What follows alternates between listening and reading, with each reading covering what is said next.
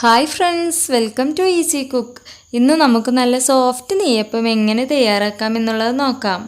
അപ്പോൾ നമുക്കിതിനായിട്ട് വേണ്ടത് 1 കപ്പ് പച്ചയരി വെള്ളത്തിലിട്ട് കുതിർത്തി വെച്ചത്, നമ്മൾ കഴുകി ഉലർത്തി വെച്ചതാണ്. ഇത് നമ്മുടെ മിക്സിയുടെ ജാറിലിട്ട് ഞാൻ പൊടിച്ചെടുത്തിട്ടുണ്ട്.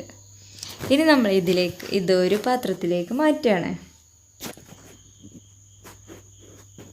അപ്പോൾ നമ്മൾ പാത്രത്തിലേക്ക് മാറ്റിയിട്ടുണ്ട്. അപ്പോൾ നമുക്കിനി ഇതിലേക്ക് വേണ്ടത് അല്പം സോഡാപ്പൊടിയാണ്. അതും കൂടി ഇതിലേക്ക് ഞാൻ ആഡ് ചെയ്ത് കൊടുക്കുന്നുണ്ട്.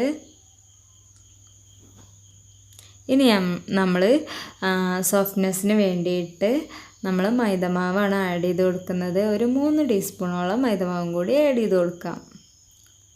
എന്നിട്ട് നന്നായിട്ട് മിക്സ് ചെയ്യാം. ഇനി ഇതിലേക്ക് വേണ്ട ശർക്കര സിറപ്പ് തയ്യാറാക്കാനായിട്ട് ഞാനിവിടെ 4 ശർക്കര എടുത്തിട്ടുണ്ട്. അപ്പോൾ ഈ 4 ശർക്കരയും നമുക്ക് നന്നായിട്ട് തിളച്ച് നന്നായിട്ട് കുറുകി നല്ല ഉരുകി നല്ലതായിട്ട് വരണം. അപ്പോൾ നമ്മൾ നന്നായിട്ട് ഫ്ലെയിമിലിട്ട് ഇതൊന്ന് ഉരുക്കിയെടുക്കാം. ഇപ്പോൾ നമ്മുടെ ശർക്കര സിറപ്പ് തയ്യാറായിട്ടുണ്ട്. ഞാൻ ഇതിലേക്ക് അല്പം കൂടി വെള്ളം ഒഴിച്ചിട്ടാണ് നമ്മുടെ പൊടിയിലോട്ട് ഒഴിച്ചു കൊടുക്കുന്നത്.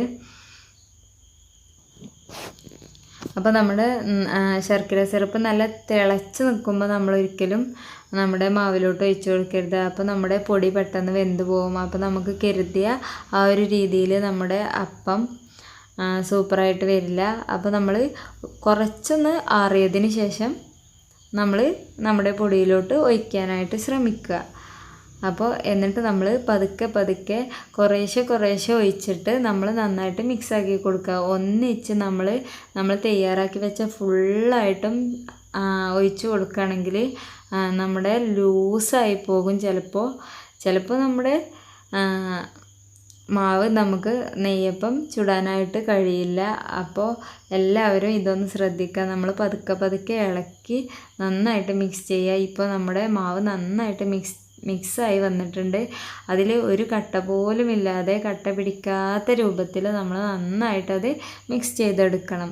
ഇപ്പോൾ ഇങ്ങനെ ഒരു നല്ലൊരു ഇതായി വരുമ്പോൾ നമുക്ക് ഇത് ഒരു 5 മിനിറ്റോളം നമുക്ക് 5-10 മിനിറ്റോളം നമുക്ക് മാറ്റി വയ്ക്കാം. ഞാനൊരു 5 മിനിറ്റ് മാറ്റി വെച്ചിട്ടുണ്ട്. ഇനി നമുക്ക് ഇതിനാവശ്യമായിട്ട് ചട്ടി അടുപ്പത്ത് വെക്കാം. അപ്പോൾ ചീനച്ചട്ടി ആണെങ്കിൽ സൂപ്പറായ നെയ്യപ്പമായിരിക്കും. നമ്മൾ ഇവിടെ ചീനച്ചട്ടി തന്നെയാണ് എടുത്തിട്ടുള്ളത്. അപ്പോൾ അതിലേക്ക് നമ്മൾ എണ്ണ ഒഴിച്ചിട്ടുണ്ട്. ഇപ്പോൾ നമ്മുടെ എണ്ണ ചൂടായി വന്നിട്ടുണ്ട്. നമ്മൾ തയ്യാറാക്കി വെച്ച മാവ് ഇതിലേക്ക് ഓരോ കയ്യിലായിട്ട് ഒഴിച്ചു കൊടുക്കാം.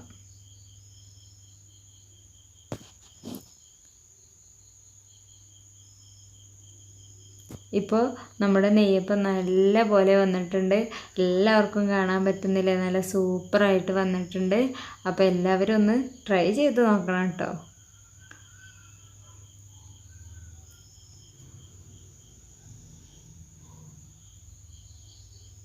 ഒരു ഫ്ലേവർ ഒന്നും നമ്മൾ ആഡ് ചെയ്തിട്ടില്ല. ഏലക്ക പൊടിച്ചതോ ഒക്കെ നമുക്കിതിലേക്ക് ആഡ് ചെയ്യാൻ പറ്റും. അപ്പോൾ നമ്മൾ നല്ല പോലെ നമ്മുടെ നെയ്യപ്പം വന്നിട്ടുണ്ട്. എല്ലാവരും ഒന്ന് ട്രൈ ചെയ്ത് നോക്കുക. അപ്പോൾ നമുക്ക് നമ്മുടെ എല്ലാ അപ്പവും ഇതുപോലെ ഇങ്ങനെ ചുട്ടെടുക്കാം. നല്ലൊരു ഇതായി വരുമ്പോൾ നമ്മൾ മറിച്ചിട്ടിട്ട് 2 ഭാഗവും നമുക്ക് നല്ല പോലെ വേവിച്ചെടുക്കാം. ഇങ്ങനെ മാവ് നമ്മൾ തയ്യാറാക്കുമ്പോൾ ഒരിക്കലും അത് നല്ല കട്ട പിടിച്ച് വരില്ല. എപ്പോഴും നല്ല സോഫ്റ്റായിട്ടാണ് വരിക. അപ്പോൾ എല്ലാവരും ഇങ്ങനെ തന്നെ ട്രൈ ചെയ്യാൻ നോക്കുക. ഇങ്ങനെ തന്നെ ട്രൈ ചെയ്തിട്ട് എല്ലാവരും അഭിപ്രായം അറിയിക്കണം. നിങ്ങൾക്ക് ഇഷ്ടമായെങ്കിൽ മറ്റുള്ളവർക്കും കൂടി ഷെയർ ചെയ്ത് കൊടുക്കാനും മറക്കരുത്. അപ്പോൾ എല്ലാവർക്കും ഇഷ്ടപ്പെട്ടിട്ടുണ്ടാവില്ലേ. നമ്മൾ നെയ്യപ്പത്തിന് വേണ്ടിയിട്ട് മാവ് ഇതുപോലെ തന്നെ നമ്മൾ പതുക്കെ വെള്ളമൊഴിച്ച് നന്നായിട്ട് മിക്സ് ചെയ്ത് കട്ട പിടിക്കാതെ നല്ലൊരു കൺസിസ്റ്റൻസിയിൽ എടുക്കണം.